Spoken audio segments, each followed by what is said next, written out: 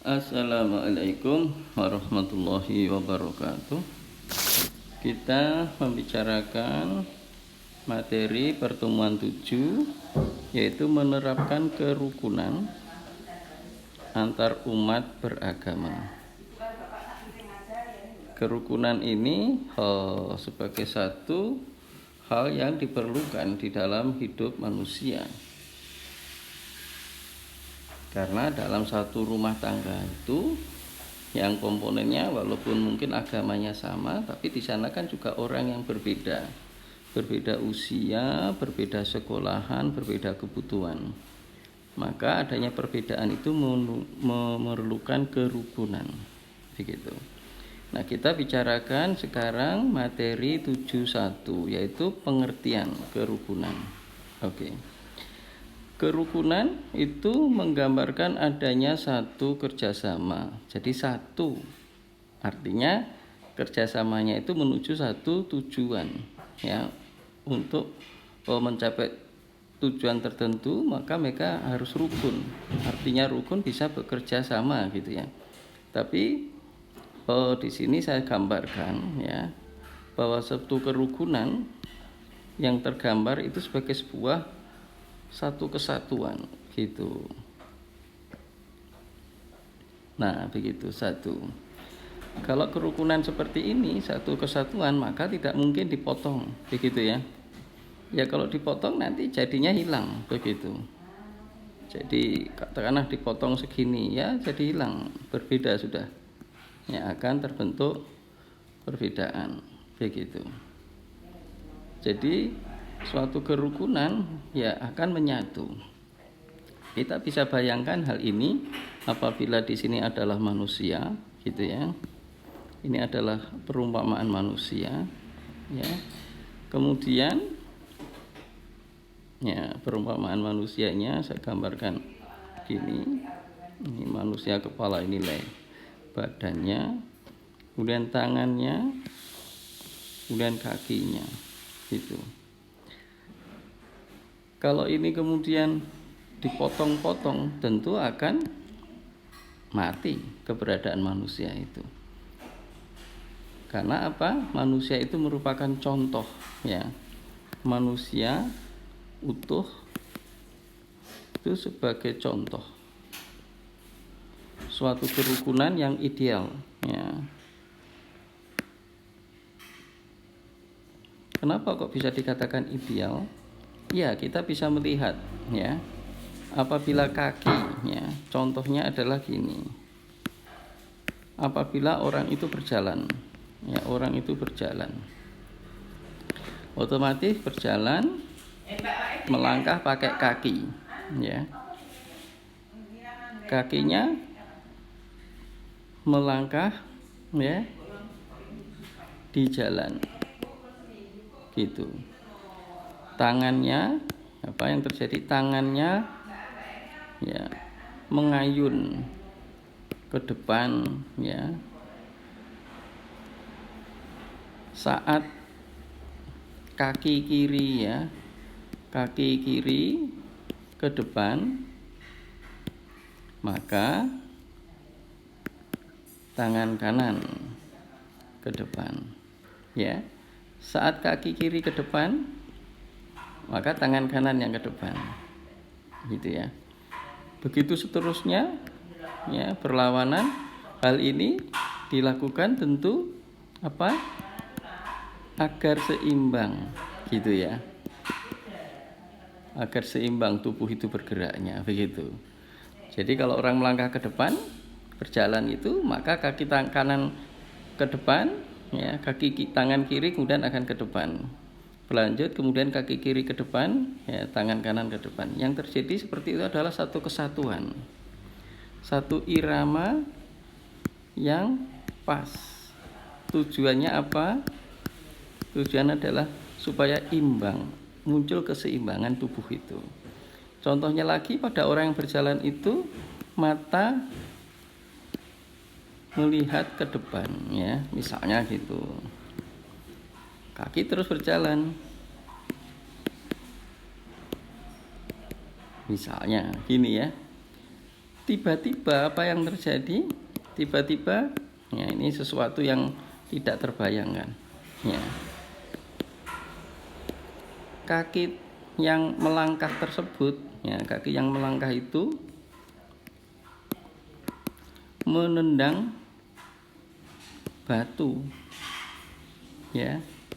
Apa akibatnya? Ya. Kakinya, ya, tanah kaki kanan itu luka. Tidak hanya luka, tapi juga sakit. Tidak hanya sakit, tapi juga berdarah. Gitu. Apa kemudian yang terjadi? Maka kalau dikatakan, ya apa yang terjadi? Ya, misalnya dikatakan, kaki tersebut kemudian protes. Ya. Ke mana? Protesnya ke mata, gitu ya.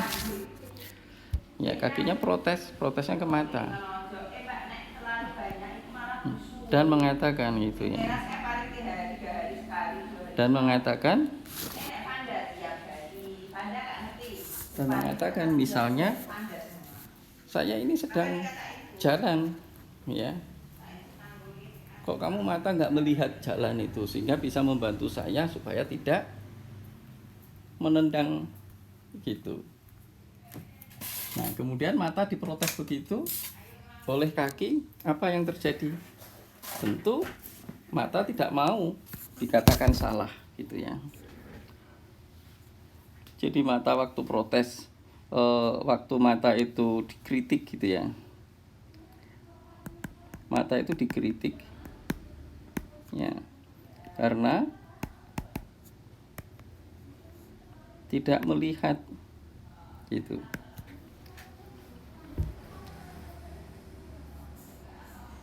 Mata dikritik oleh kaki, ya.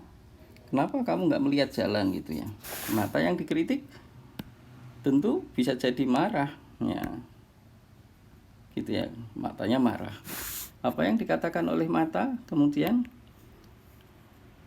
Hei kaki, gitu misalnya. Kamu juga punya mata kaki sendiri, punya mata. Gunakan mata kakimu, gitu ya misalnya.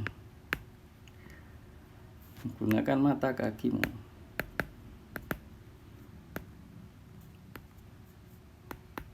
Wah, apa yang terjadi? Tentu tidak akan pernah selesai. Kenapa? Karena mata kaki bukan untuk melihat, gitu ya. Tidak untuk melihat, gitu. Nah, kalau yang terjadi seperti ini, ya pada saat terjadi menendang batu, apakah kemudian mata kaki akan menyalahkan ke mata kepala? Gitu ya. Tentu tidak bisa. Nah, untuk ini maka membutuhkan kesadaran. Kesadaran apa? Kesadaran otak, gitu. Dan peristiwa yang seperti ini tadi tidak akan pernah terjadi, ya. Tidak akan pernah terjadi. Kenapa? Karena manusia sebagai satu kesatuan, ya, yang rukun antar organ, ya, sehingga yang terjadi pasti, ya, yang terjadi pastinya begini, ya, saat menendang batu tadi, yang terjadi adalah mulut akan berteriak, misalnya aduh, gitu ya. Kemudian boleh jadi, ya, mata kemudian menangis, gitu ya. Kemudian apa? Kemudian tangan akan memegang yang kaki, ya, sakit tadi, dan lain-lain, ya, yang menggambarkan di sana, ya, adanya satu kesatuan yang merupakan ekspresi kerukunan gitu. Nah, ini satu kesatuan yang merupakan ekspresi kerukunan. Kenapa kok kerukunan ini bisa terjadi? Ya oleh karena otak, ya otak ini ya, otak itu penting. Otak yang normal, ya otak yang normal bisa berlaku adil, ya. Adil dalam hal apa gitu ya? Tentu adil dalam hal ini adalah adil dalam hal pembagian kerja, adil dalam kesadaran gitu ya. Apa yang terjadi? Boleh jadi otaknya akan mengatakan, ya, saya yang salah gitu ya. Kenapa kok salah? Oleh karena saya tidak hati-hati, misalnya begitu. Jadi pimpinan itu ya yang paling penting. Pimpinannya apa? Ya, yaitu otak, ya, yang ada di kepala. Namanya aja kepala, pasti ya pimpinan ya. Kepala itu tempatnya dan organnya adalah otak. Kepalanya normal. Kalau kepala normal, ya, maka dia akan mengakui gitu ya. Mengakui apa? Saat itu, ya, saat itu, ya, otaknya tidak hati-hati itu. Nah ini. Atau saat itu lalai, ya. Atau saat itu, ya, otaknya sakit. Ya, otak sakit. Maka kalau otak sakit ya tentu tidak boleh jadi kepala. Ini ya, tidak boleh jadi pimpinan dan lain-lain.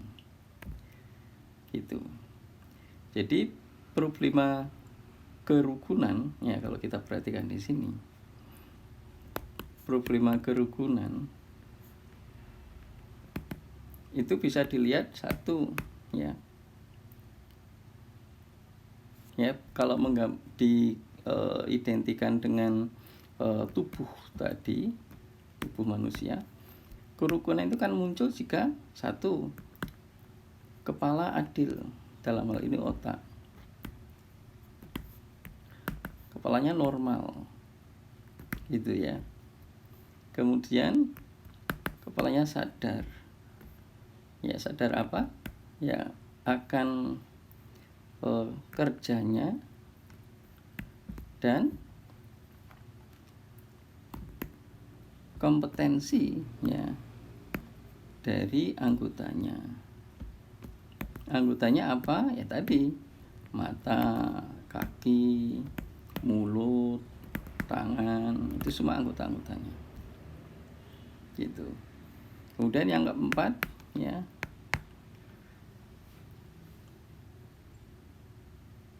dari semua ya bagian tubuh itu ya tidak ada yang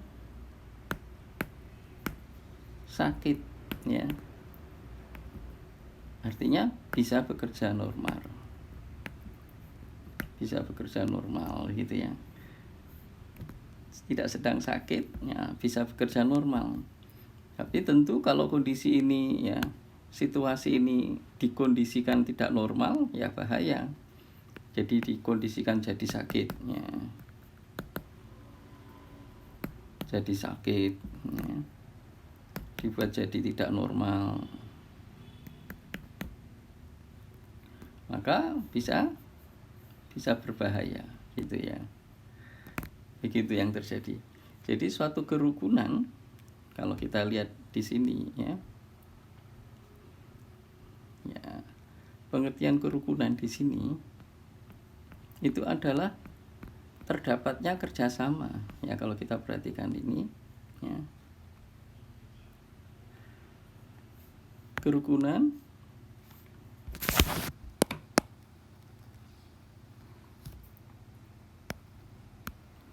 terjadi jika ada ya keadilan Ya, keadilan dari siapa? Tentu yang keadilan umum, ya. Yang pertama dari aparat keadilan, ya. Yang kedua ada kenormalan dari semua anggota, gitu ya. Ada adil, ada normal. Suatu kondisi upaya melahirkan keadilan dari sesuatu yang normal, ya, maka bisa akan melahirkan kerukunan. Tentu keadilan yang umum dan juga keadilan yang khusus dari masing-masingnya, begitu. Tapi pengendali keadilan tadi adalah kepala atau otak itu. Kemudian normal dari semua anggota. Nah, kalau kondisi ini tercapai maka akan muncul kerukunan. Jadi kerukunan itu sebetulnya merupakan akibat, ya, dari lahirnya keadilan, ya. Atau keadilan di sini bisa terjadi, ya, pada saat orang-orang normal. Ini merupakan keadilan juga bisa merupakan ekspresi dari adanya toleransi,